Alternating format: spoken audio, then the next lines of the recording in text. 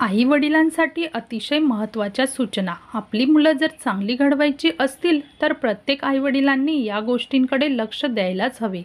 बालसंस्कार menu. बालसंस्कार. पालक मुलांवर सुसंस्कार कसे करावेत, पालकांनी मुलांशी कसे वागावे.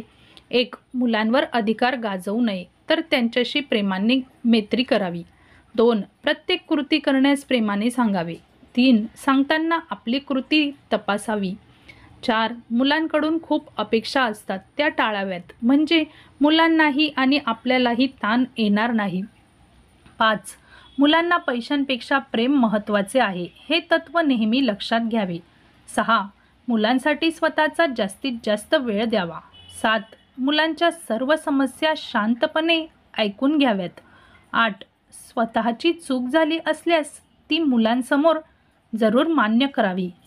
9. प्रत्येकाची प्रकृती ही निरनिराळी असल्याने पालकांनी आपल्या मुलाची तुलना कधीही दुसऱ्या मुलाबरोबर करू नये. 10. मुलांसमोर त्यांच्याविषयी नकारात्मक बोलू नये. तुला कळत नाही, तुला येत नाही, तुला जमणार नाही, तू कधी शांत होणार, याने मला खूप डोक्याला ताप दिला आहे, अशी नकारात्मक भाषा वापरल्याने मुलांच्या बालमनावर परिणाम होऊन त्यांच्याशी जवळीक साधता येत नाही.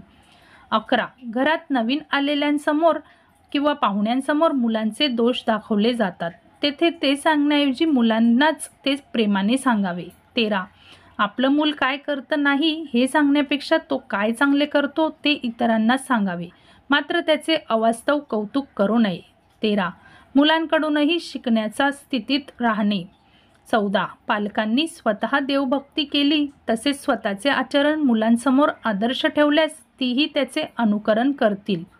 15. मुलांचा पालन करता मी नसून भगवंत आहे याची जाणीव ठेवावी, त्यामुळे ताण येत नाही.